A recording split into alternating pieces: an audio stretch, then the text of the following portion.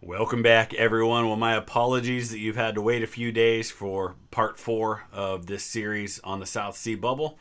Did not get the chance to record the episodes before I left for Antietam, but I'm back. Had an amazing time. Got to meet a bunch of our followers there. Got to spend a lot of time with JD from the History Underground. Spent some time with Gary from American Battlefield Trust. Cannot wait to bring you all of that content. That'll be coming probably mid-September. Let's go ahead and dive into part 4. If you haven't seen the first 3 episodes of my reaction to this series, there's a link in the description back to episode 1. The link's also there to the original content for part 4.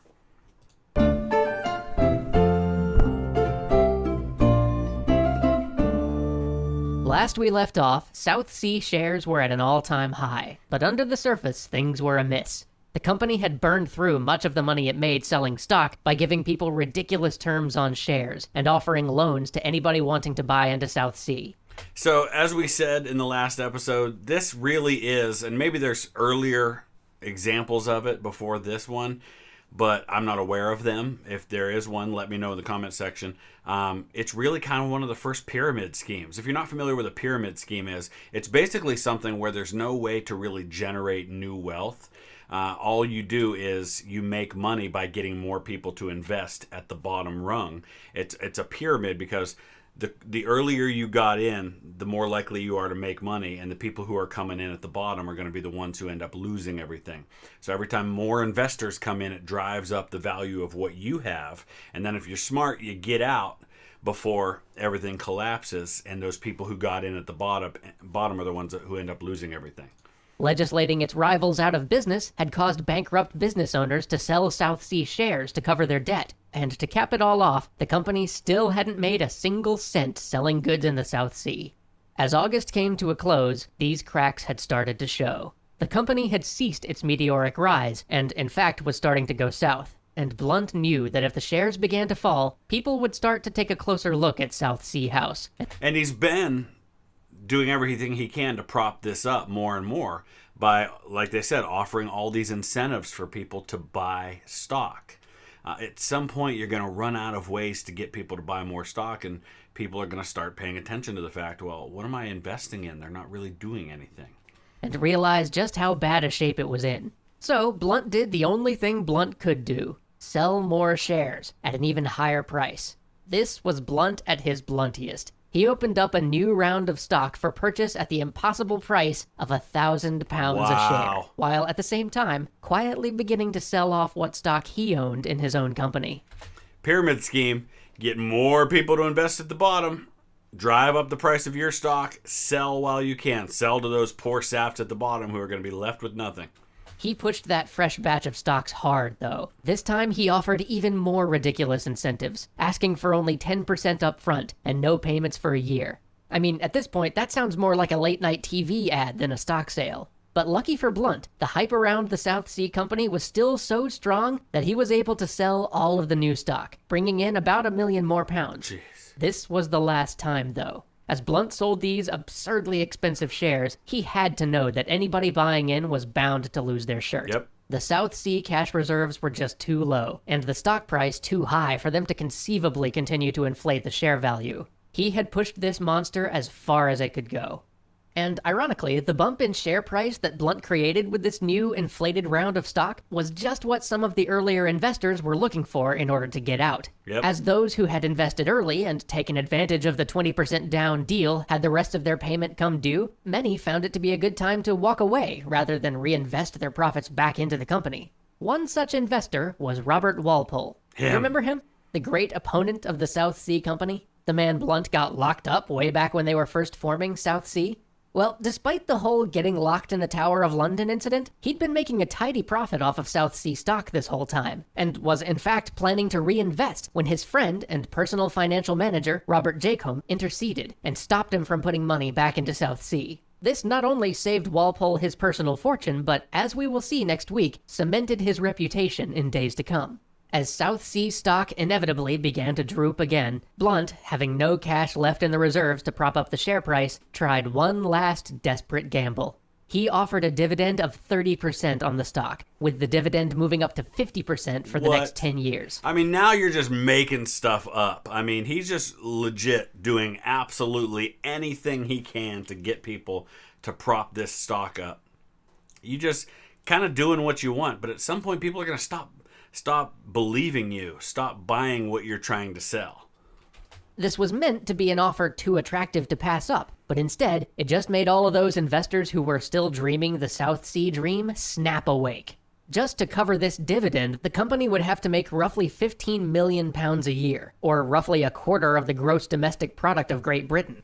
At long last, the British population thought to themselves, that seems a little unrealistic.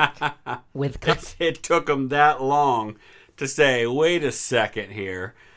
This might not be what we think it is. But you know what? It's easy to look back in hindsight. They say hindsight's 20/20. It's easy to look back and say, you guys were a bunch of idiots. But we've all been there. We've all made decisions in our lives where everybody around us looked at us and thought we were nuts. But we knew what we were doing, and we could handle it. And maybe it failed for you, but it's going to work for me.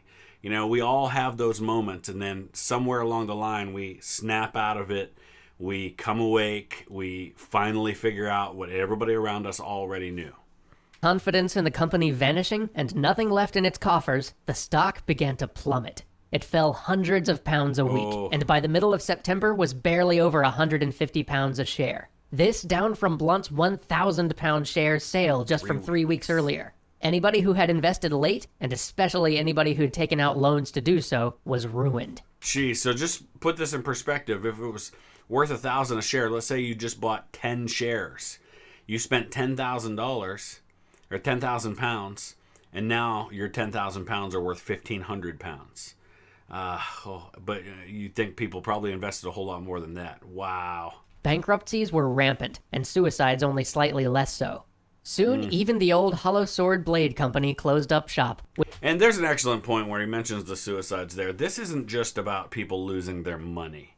This isn't just about material things and wealth. This is destroying people's lives. And some people becoming so despondent that they take their own lives. Some people just don't think about those consequences. They feel like it's a victimless crime. No one can really get hurt. Okay, so you lost some money, big deal. But this is real stuff that hurts real people. With nothing more than a nice note on the door saying they would certainly cover any of their existing obligations, so just please check back later. Unfortunately, no one informed the king, who was on holiday in his native Hanover. So as the South Sea Company fell apart, so did the royal finances. Which leads us nicely to the final chapter of this tale, the fallout. Do you remember how Walpole had originally tried to convince the government to lock the shares the South Sea could swap for debt to a fixed value? And remember earlier how his friend Jacob had made him divest himself of all of his stock before the collapse? Well, Walpole saw an opportunity in this. He presented himself as the righteous defender of the public against the madness of markets, attempting to seize this chance to get the public on his side, and to finally get even with those who had locked him up so many years ago. But Walpole was a man of wheels within wheels, and beneath this new public persona, and only slightly veiled chance for revenge, he was secretly playing at a much greater opportunity. A chance to take over the government. Yep. It would be a dicey game because he'd have to make it look like he was helping his fellow Whigs, while at the same time making sure that the current leaders of the Whig party got caught in the blast radius from the South Sea scandal. So, brilliant politics at work here. Everybody's scheming. Walpole's scheming is just a different kind of scheming than the one that Blunt was involved in, but boy, does it work out for him. He would also need to save the king from the fallout, because he would need the king's favor if he was going to take over. Besides, if the king went down with the South Sea Company, the Whigs might lose everything, and that wouldn't fit Walpole's plans at all. Luckily for him, the Whig leadership had only one real plan, to have the Bank of England bail out their hated rival, South Sea. And even more luckily, he still had friends in the Bank of England from back when he first tried to have the government give the debt to the bank instead of South Sea. Walpole negotiated a much better deal with the bank than the rest of the leadership could, convincing them and the East India Company to offer to swap their stock for the now nearly worthless South Sea stock people were stuck with. So what Walpole's basically doing here is he's taking this awful situation and he's offering a solution for the government that also just so happens to really benefit him personally in a great way, because he's going to come across as the savior. He's going to come across as the guy who was able to dig them out of this mess. He also got all outstanding debt that people owed the South Sea Company for buying stock on credit canceled, which made him a public hero. Many people still lost their shirts, but at least now they wouldn't lose their whole wardrobe. The British public was still in a fervor, though, and a parliamentary inquiry was demanded. This complicated Walpole's plans somewhat. On the one hand, he needed to appear to be all for rooting out the insidious corruption that had ruined so many. On the other hand, if anybody started looking closely at what had really gone on, the Whigs, the king, even perhaps Walpole himself would soon be implicated. Yeah. This juggling act was about to get complicated, and it was all about to come to a head around a man named Robert Knight and his little green ledger.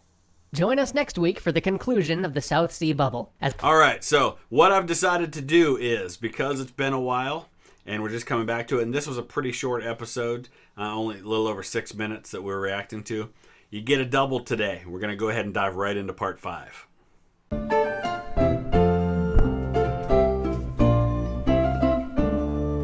Last time, we left off with Robert Walpole seeing an incredible opportunity in the collapse of the South Sea Company, and trying to maintain the very delicate balance between being the incorruptible hero of the people who opposed all this market madness, and pulling the strings behind the scenes just right so that the only horrible corruption that actually got exposed was that of the people who stood between him and being Prime Minister.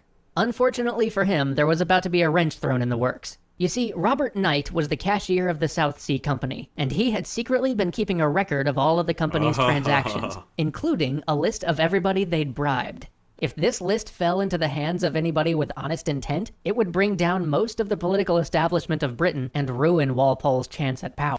All right, so I have no idea what happens in this situation. I'm gonna speculate. So we're talking early 1700s. I doubt it's gonna go so far as that he's gonna end up getting knocked off somehow.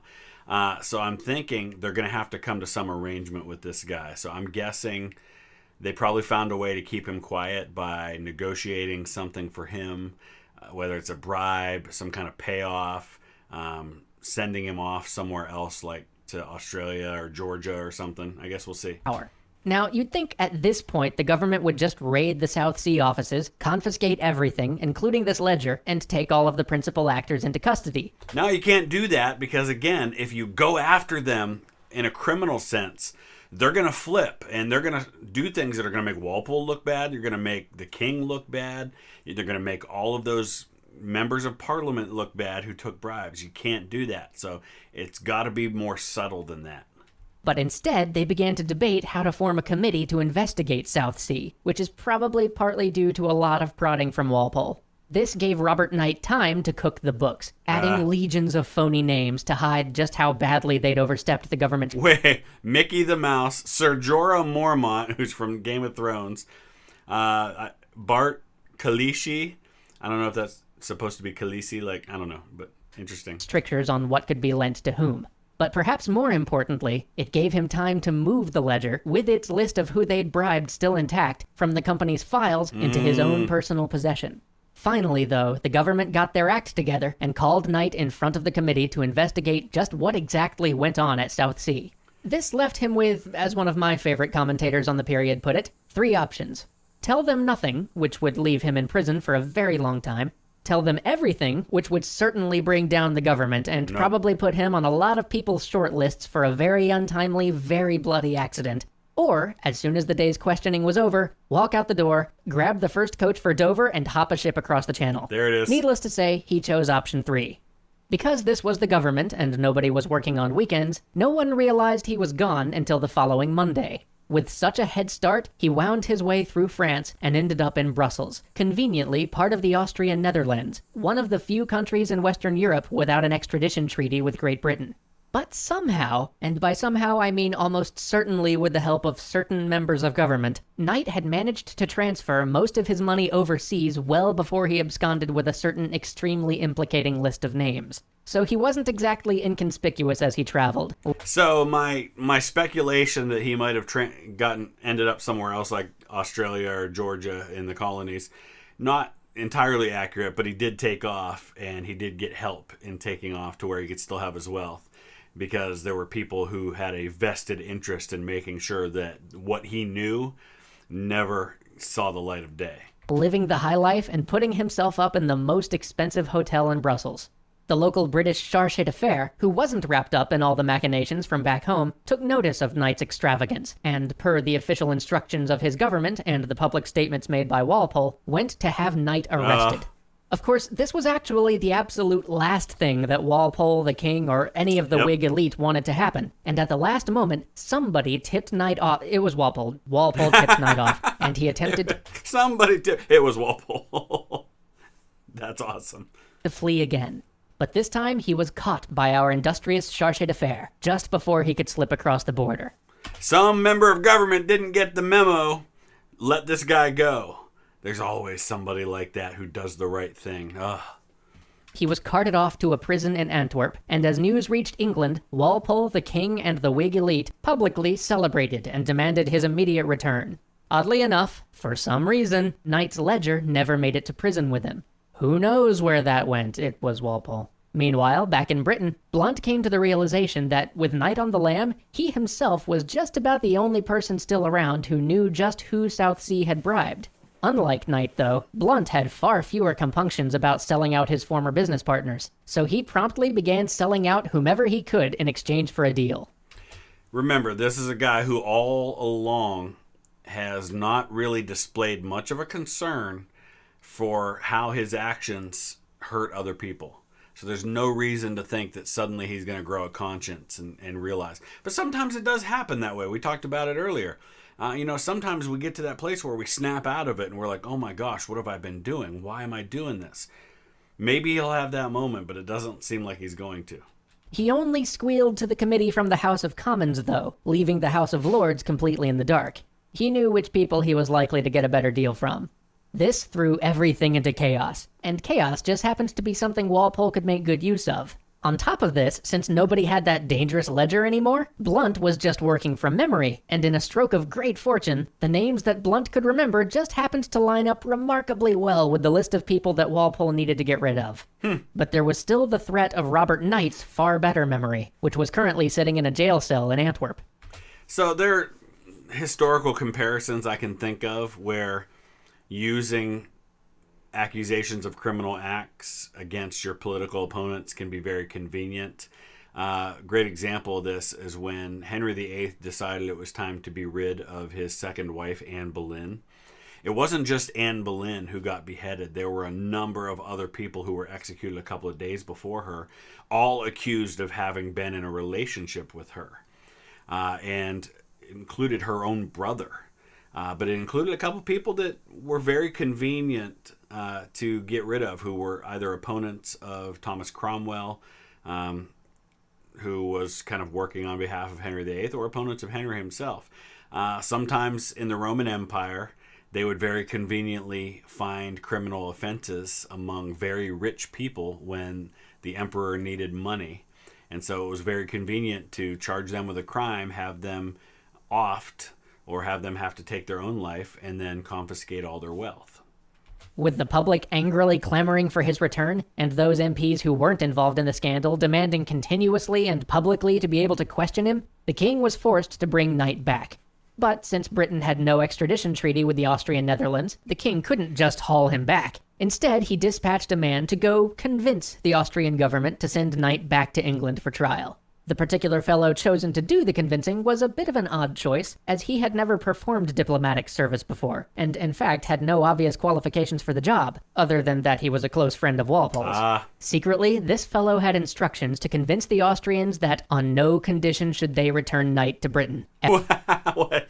This is like when you see on the shows where somebody's wearing a wire and they're saying for the wire the right things, but they're also simultaneously writing things like, I'm wired, don't talk.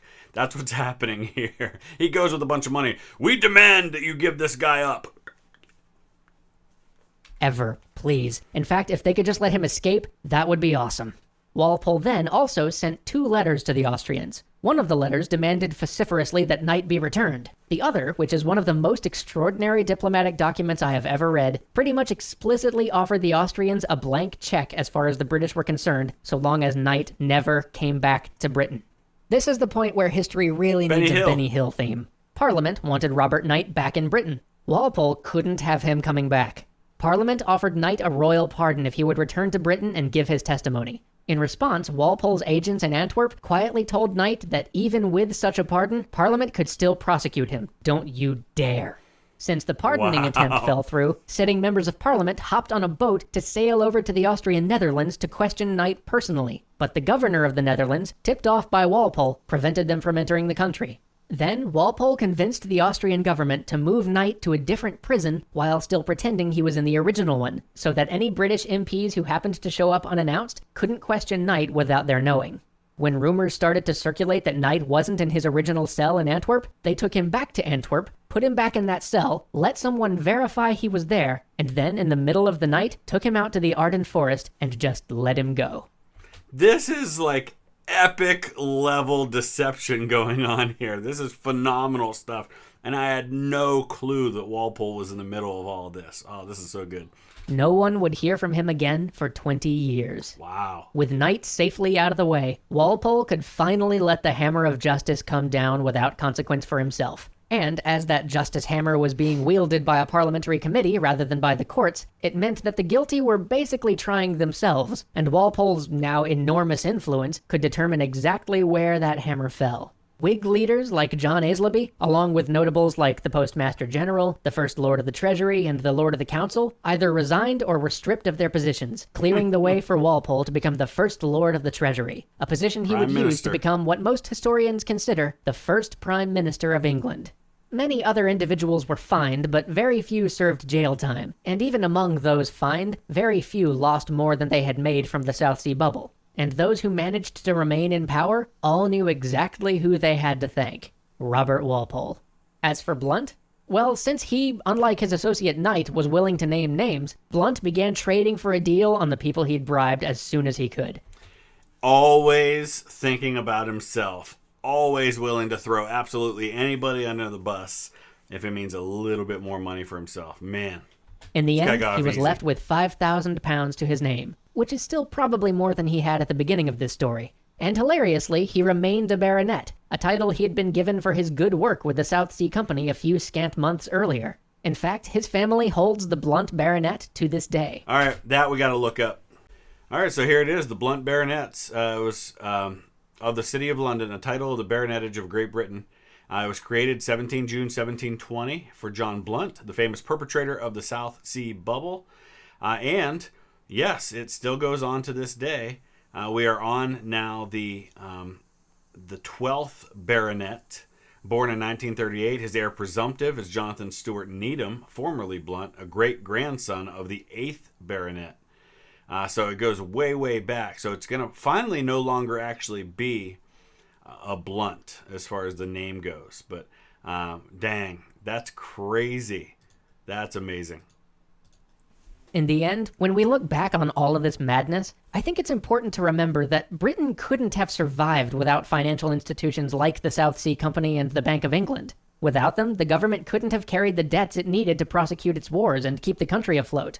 But without oversight, with politicians financially tied to the entities they were supposed to be responsible for reining in, and with the public good being guarded only by the very people who stood to profit from the public good being subverted, these institutions led the national economy to the brink of ruin, and left generations of the middle class to foot the bill. This is a good lesson. I hope we learn it someday. See you next time. All right, I'm told I have to stick around because there's something that happens at the end. You guys have been telling me this, so we'll wait.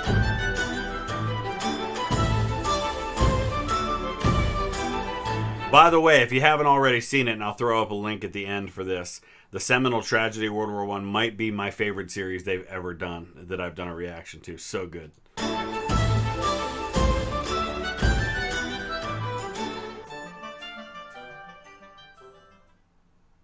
Oh, and for any of you who are wondering what happened to Robert Knight after he ran off into the woods, years later he wound up in Paris, used the money he fled with to start a bank, and did quite well for himself. Such is the heavy price of crashing a national economy. Yep. See you next week. Yep. Oh, man. Okay.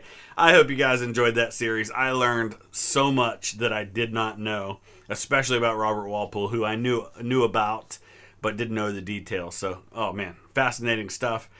Please hit that like button if you like this reaction and you want to see more from it. I'll throw up some links to some other videos that I invite you to check out that I've done. Thanks for watching.